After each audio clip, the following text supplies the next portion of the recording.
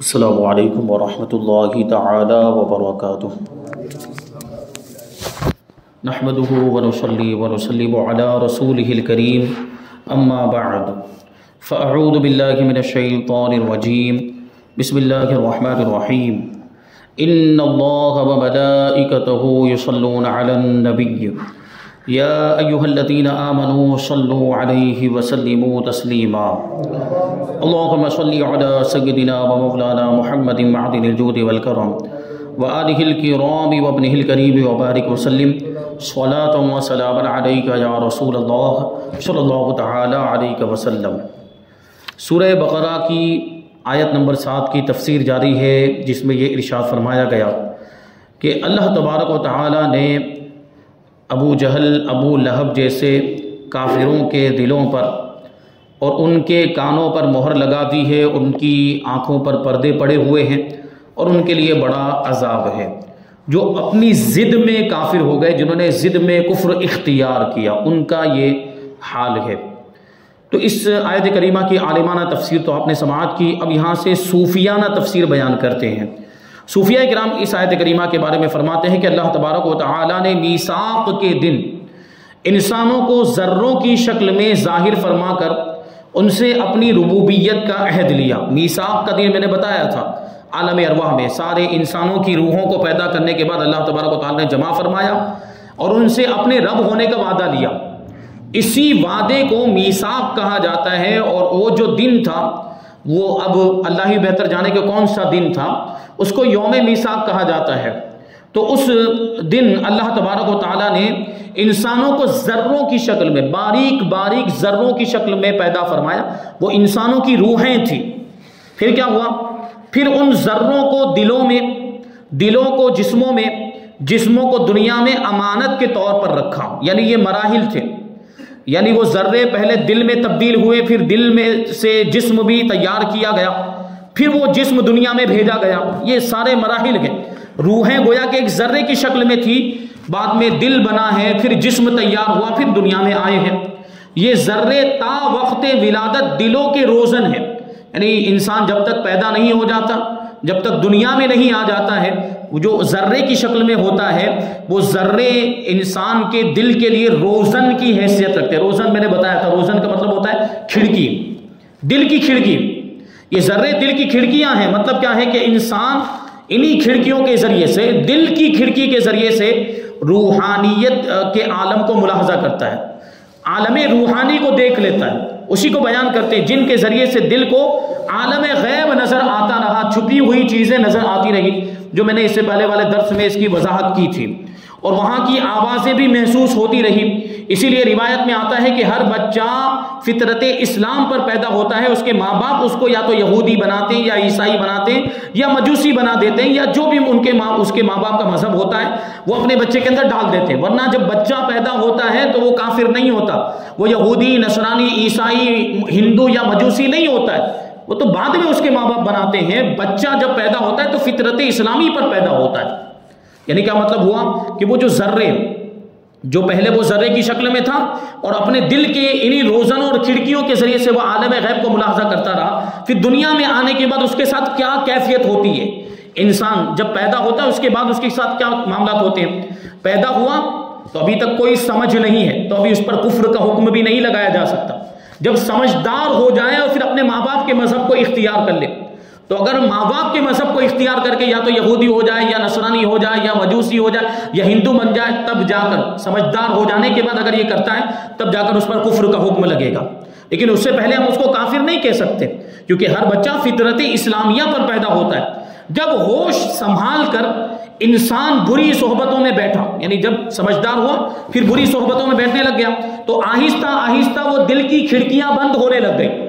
جن دل کی کھڑکیوں کے ذریعے سے وہ عالم روحانی کو ملاحظہ کر لیتا تھا، عالم غیب کو دیکھ لیا کرتا تھا، اب وہ کھڑکیاں بند ہونے لگ گئی بری صحبت کی وجہ سے، یہاں تک کہ اب وہ کھڑکیاں کھلنے کے قابل ہی نہیں رہی۔ بند ہوئی تو کیسی ہوئی کہ اب وہ کھل نہیں سکتی بری صحبت کی وجہ سے۔ اور ماں باپ کی صحبت میں تو بچہ بچپن ہی سے رہتا ہے، جب سے پیدا ہوا تب سے ماں باپ، تو سب سے زیادہ اگر کسی کی صحبت اثر کرتی ہے تو وہ ماں باپ کی صحبت ہے۔ اور یہ ہے حقیقت ہے کہ ماں باپ بچے کو اپنے جیسا بنا دیتے ہیں، یعنی مذہب کے اعتبار سے۔ اسی حالت کا اس آیت کریمہ میں بیان ہے۔ اب اس شخص کے پاس بصارت رہ گئی، بصیرت نہیں رہی، یعنی ظاہری آنکھیں رہ گئی، ظاہری روشنی ہے، ظاہری بینائی ہے، لیکن دل کی جو نگاہ تھی، دل کی جو بینائی تھی وہ ختم ہو گئی، جس کو بصیرت کہا جاتا ہے۔ دل کی آنکھیں ختم ہو گئی ہیں، اب دل سے دیکھنے کی اس کے اندر طاقت نہیں، استطاعت نہیں۔ ایک بزرگ نے فرمایا، دیکھیے ایک واقعہ بیان کرتے ہیں اور اس کو سمجھنے کی کوشش کریں کہ اس میں کتنی گہرائی ہے۔ ایک بزرگ نے فرمایا کہ جو مجھے دیکھ لے وہ جنتی ہو جائے۔ دیکھیں وہ آج کل کے یہ جاہل پیروں کی طرح نہیں تھے کہ وہ جنت کا ٹکٹ بانٹتے، وہ واقعی اس مقام پر تھے، وہ واقعی اللہ کے ولی تھے۔ تو انہوں نے کہا کہ جو مجھے دیکھ لے وہ جنتی ہو جائے۔ تو اعتراض کرنے والے نے اعتراض کیا کہ ابو جہل نے تو رسول اللہ صلی اللہ علیہ وسلم کو دیکھا تھا پھر بھی جنتی نہیں ہوا، اور آپ کو دیکھنے والا جنتی کیسے ہو جائے گا؟ تو دیکھیے وہ بزرگ کیا جواب دیتے ہیں، تو کہتے ہیں کہ قسم خدا کی، وہ بزرگ جواب دیتے ہیں، خدا کی قسم ابو جہل نے محمد الرسول اللہ کو نہیں دیکھا بلکہ اس نے محمد ابن عبداللہ کو دیکھا۔ یعنی اس نے دیکھا ابو جہل اور اس طرح کے جو کافر تھے انہوں نے محمد ابن عبداللہ کی حیثیت سے دیکھا، یعنی ایک انسان کی حیثیت سے دیکھا، اللہ کے رسول ہونے کی حیثیت سے نہیں دیکھا۔ اگر محمد الرسول اللہ کی حیثیت سے دیکھتا تو وہ بھی ایمان لے آتا۔ وہی کہہ رہے ہیں اگر محمد الرسول اللہ کو دیکھتا تو ممکن نہ تھا کہ جہنم میں جاتا، کیونکہ رسول اللہ کو دیکھنے والی آنکھ جہنم میں جا ہی نہیں سکتی۔ یہ بات ہے، بزرگ نے اشارہ فرمائی۔ حقیقت یہ ہے کہ حسن لیلا کے لیے دیدہ مجنون چاہیے۔ مجنون اور لیلا کی کہانی آپ سنتے رہتے ہیں، لیلا مجنون، یہ حقیقت بھی ہے۔ لیلا کے بارے میں بیان کیا جاتا ہے وہ کوئی بہت زیادہ خوبصورت نہیں تھی اور اس طرح کے کوئی حسن کے معاملات نہیں تھے، تو لوگ کہتے تھے کہ یہ اس کے اندر تو کوئی ایسی بات نہیں، مجنون کیوں اس کے پیچھے پاگل ہو گیا ہے، لیلا کے پیچھے اتنا پاگل کیسے ہو گیا؟ تو اس کا جواب یہ دیا جاتا ہے کہ حسن لیلا کو دیکھنے کے لیے مجنون جیسی آنکھیں چاہیے، ورنہ ہر کسی کو نظر نہیں آتا ہے۔ تو وہ بات یہاں پہ فٹ ہوتی ہے کہ رسول پاک صلی اللہ علیہ وسلم کی حقیقت کو جاننے کے لیے دل کی کھڑکیاں کھلی ہوئی ہونی چاہیے، یعنی دل میں عناد نہیں ہونا چاہیے، سرکشی، دشمنی اور عداوت نہیں ہونی چاہیے، حسد اور جلن کے جذبات نہیں ہونے چاہیے۔ دل صاف لے کر اگر کوئی حضور کی بارگاہ میں پہنچے اور حضور پاک صلی اللہ علیہ وسلم کا دیدار کرے تو پھر وہ کہتا ہوا نظر آتا ہے۔ حضرت عبداللہ ابن سلام رضی اللہ تعالیٰ عنہ نے، وہ بھی تو یہودیوں کے عالم تھے، لیکن جب وہ حضور پاک صلی اللہ علیہ وسلم کی بارگاہ میں حاضر ہوئے، جیسے ہی حضور کے چہرے پر نظر پڑی فوراً کلمہ پڑھ کے مسلمان ہو گئے۔ ابو جہل تو بچپن سے دیکھ رہا تھا، ابو لہب بھی بچپن سے دیکھ رہا تھا، عتبہ و شیبہ نے بھی بچپن سے حضور کو دیکھا تھا، لیکن یہ ایمان نہیں لائے۔ حضرت عبداللہ ابن سلام اپنے ساتھیوں کے ساتھ پہلی مرتبہ اللہ کے رسول کی بارگاہ میں حاضر ہوئے، جیسے ہی حضور پاک صلی اللہ علیہ وسلم کے چہرے انور پر نظر پڑی ہے کلمہ پڑھ کے مسلمان ہو گئے۔ حضرت عمر نے پوچھا کیا بات ہے، ایسا کیا دیکھ لیا کہ فوراً کلمہ پڑھ لیا؟ تو کہتے ہیں کہ جو نشانیاں ہم نے آسمانی کتابوں کے اندر نبی آخر الزمان کی پڑھی تھی وہ ساری نشانیاں محمد الرسول اللہ کے اندر پائی جاتی ہیں، اس لیے میں فوراً کلمہ پڑھ کے مسلمان ہو گیا، اور میں نے ان کے چہرے کو دیکھا تو مجھے یہ یقین ہو گیا کہ ایسا نورانی چہرہ کسی جھوٹے کا ہو ہی نہیں سکتا ہے۔ تو مطلب یہ ہے کہ محمد الرسول اللہ صلی اللہ علیہ وسلم جو فرما رہے ہیں وہ سچ فرما رہے ہیں۔ تو یہ دیکھیں دیکھنے والوں کے حال، وہ دل صاف لے کر آئے تھے، حضرت عبداللہ ابن سلام اور ان کے ساتھی صاف دل لے کر آئے تھے، تو فوراً رسول پاک صلی اللہ علیہ وسلم کی تجلیہ ان کے دل میں اثر کر گئی اور وہ کلمہ پڑھ کے مسلمان۔ اور ان کا یہ ابو جہل وغیرہ کا دل گندا تھا، میلا ہو گیا تھا، اس لیے حضور پاک صلی اللہ علیہ وسلم کو دیکھنے کے بعد بھی ایمان نہیں لائے۔ تو وہی بات کہہ رہے ہیں کہ لیلا کے حسن کو دیکھنے کے لیے مجنون کی آنکھیں چاہیے، اور جمال مصطفیٰ صلی اللہ علیہ وسلم کے لیے صدیقی نگاہ درکار ہے۔ سیدنا صدیق اکبر رضی اللہ تعالیٰ عنہ کی طرف اشارہ کہ سیدنا صدیق اکبر رضی اللہ تعالیٰ عنہ بھی نے بچپن ہی سے آپ کو دیکھا تھا، ابو جہل نے بھی بچپن سے دیکھا تھا، ابو لہب نے بھی دیکھا تھا، اور سیدنا صدیق اکبر رضی اللہ تعالیٰ عنہ نے بھی دیکھا تھا۔ دیکھیے اور وہ دوستی کیسی، کتنی گہری دوستی تھی۔ دوست ہو تو ایسا ہونا چاہیے کہ جو ہر موڑ پر ساتھ دے، ہر موڑ پر ساتھ دے اور ہر بات میں دوست کی مدد کرتا ہوا نظر آئے اور دوست کے ساتھ ہم نوائی کا ثبوت پیش کرے، یہ بات بھی ہونی چاہیے۔ تو سیدنا صدیق اکبر رضی اللہ تعالیٰ عنہ کو جیسے ہی پتا چلا کہ اللہ کے رسول صلی اللہ علیہ وسلم نے اعلان نبوت فرمایا ہے، دوسرے مقام پر تھے جو مکہ مکرمہ سے باہر آپ کا ایک مکان تھا، وہاں سے فوراً دوڑ کر تشریف لائے اور حضور پاک صلی اللہ علیہ وسلم کی بارگاہ میں حاضر ہوئے اور عرض کیا کہ کیا یا آپ نے اعلان نبوت فرمایا ہے، آپ نے اپنے نبی ہونے کا اعلان کیا؟ تو حضور پاک صلی اللہ علیہ وسلم نے کہا کہ ہاں میں نے اپنے نبی ہونے کا اعلان کیا اور میں بھی تمہیں اس ایک خدا کی طرف بلاتا ہوں، تم بھی کلمہ پڑھ کے مسلمان ہو جاؤ۔ تو حضرت سیدنا صدیق اکبر رضی اللہ تعالیٰ عنہ نے کوئی سوال جواب نہیں کیا، کوئی اعتراض نہیں کیا اور کوئی معجزات کا مطالبہ نہیں کیا۔ سیدنا صدیق اکبر رضی اللہ تعالیٰ عنہ فوراً کلمہ پڑھ کے مسلمان ہو گئے، فوراً۔ تو وہ نگاہ صدیقی تھی. ابو جہل نے بھی بچپن سے دیکھا تھا, صدیق اکبر نے بھی دیکھا تھا, لیکن صدیق اکبر نے الگ نگاہوں سے دیکھا تھا, دل کی نگاہوں سے دیکھا تھا, بصیرت والی نگاہوں سے دیکھا تھا. اس لیے حضور پاک صلی اللہ علیہ وسلم کو فوراً مان لیا اور حضور پر ایمان لے آئے. تو حضور پاک صلی اللہ علیہ وسلم کو دیکھنے کے لیے ویسی نگاہیں چاہیے, صدیق اکبر جیسی. قرآن پاک فرماتا ہے وَتَرَاهُمْ يَنْظُرُونَ إِلَيْكَ وَهُمْ لَا يُبْصِرُونَ, یہ کفار کے بارے میں کہ اے محبوب یہ آپ کو دیکھتے تو ہیں مگر دیکھتے نہیں. کیا مطلب ہوا؟ دیکھتے تو ہیں مگر دیکھتے نہیں کا کیا مطلب ہوا؟ یعنی دیکھتے تو ہیں, ظاہری طور پر آپ کو دیکھتے ہیں, لیکن جس انداز میں دیکھنا چاہیے اس طریقے سے نہیں دیکھتے. یعنی آپ کی حقیقت کو نہیں جان پا رہے ہیں, اور یہ آپ کو جس انداز میں دیکھنا چاہیے اس طریقے سے نہیں دیکھ رہے ہیں. یہ عناد والی نگاہوں سے دیکھ رہے ہیں, اپنی آنکھوں پر دشمنی کا چشمہ لگا کر دیکھ رہے ہیں. تو پھر حضور کی حقیقت کہاں سے نظر آئے گی؟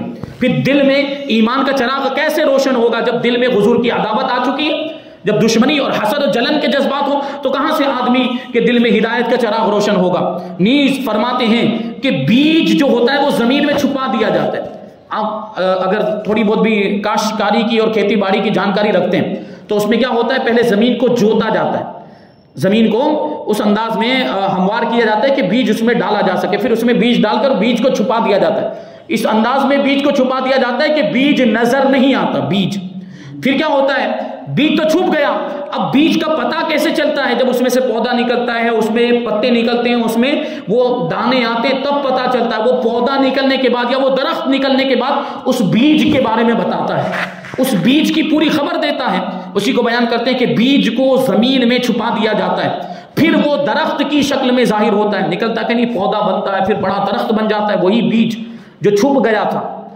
اور پھر کیا ہوتا ہے, درخت سے شاخیں نکلتی ہیں, شاخیں نکلتی ہیں, ٹہنیاں نکلتی ہیں, پھر اس شاخوں میں پھل آ جاتے ہیں. غرض کے پھل اس کے بیج کے سارے ظاہری اور باطنی اوصاف کو بیان کر دیتا ہے. جو درخت کے اوپر پھل لگتا ہے وہ پھل اس بیج کے بارے میں بتاتا ہے, اس کی ساری کیفیت کو بتا دیتا ہے. وہ پھل بتاتا ہے کہ بیج کیسا تھا, پھل ہی بتائے گا. کیا بتاتا ہے؟ کہتے ہیں کہ وہ سارے اوصاف کو بیان کرتا ہے اور پکار کر زبان حال سے یہ کہتا ہے کہ دیکھنے والوں, اگر تم میرے بیج کا اندرونی اور بیرونی حال معلوم کرنا چاہتے ہو تو مجھ کو دیکھ لو. میرا بیج کیسا تھا جس سے میں نکلا ہوں, وہ پھل خود ہی کہتا ہے مجھے دیکھ لو تو میرے بیج کا اندازہ تمہیں ہو جائے گا. تو گویا یہ پھل بیج کے ظہور کا خاتمہ ہے, یعنی بیج کے ذریعے سے, وہ پھل کے ذریعے سے بیج کی حقیقت ظاہر ہو جاتی ہے اور اس کی کیفیت معلوم ہو جاتی ہے. اسی طرح تقدیر الہی کا راز نیک بختی اور بدبختی کا تخم ہے, یعنی بیج ہے. کون نیک بخت ہوگا, کون بدبخت ہوگا, پیدا ہونے سے پہلے کسی کے بارے میں کچھ نہیں کہا جا سکتا. کون سعادت مند ہوگا, کون بدبخت ہو جائے گا, اللہ تبارک و تعالیٰ کے علم میں ہی ہے, یہ لوح محفوظ میں لکھا ہوا ہے. پھر انسان کا وجود وہ درخت ہے جس میں یہ نیک بختی اور بدبختی محفوظ ہوتی ہے. اس سے اخلاق کی شاخیں نکلتی ہیں اور ان شاخوں میں نیک اور بد اعمال اور اقرار اور انکار کے پھل لگتے ہیں. ان پھلوں نے ان اسرار الہیہ کو جو اب تک چھپے ہوئے تھے ظاہر فرما دیا.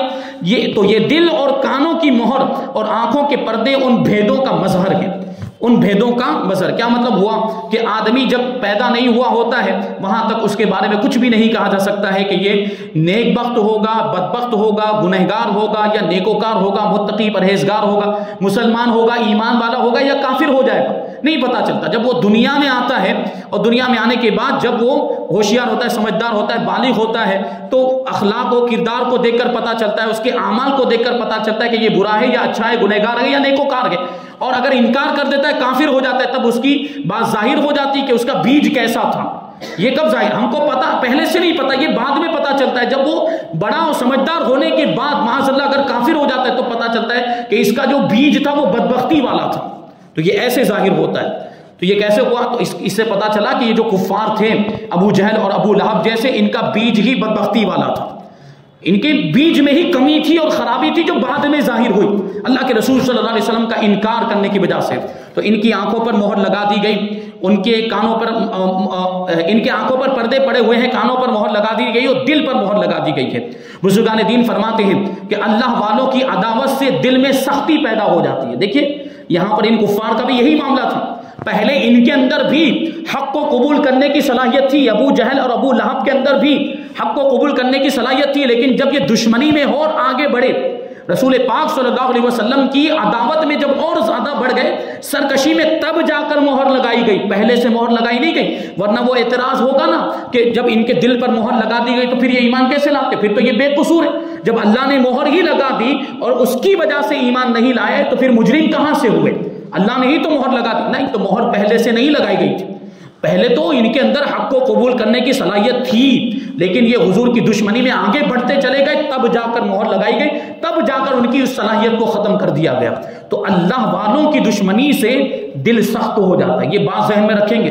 اللہ والے، اللہ کے ولی، محبوبان بارگاہ الہی، انبیاء کرام، اللہ کے مقرب بندے، نیک بندے، ان سے کبھی بھی دشمنی مول نہیں لینی چاہیے، بلکہ ایسے لوگوں سے تو محبت کرنی چاہیے۔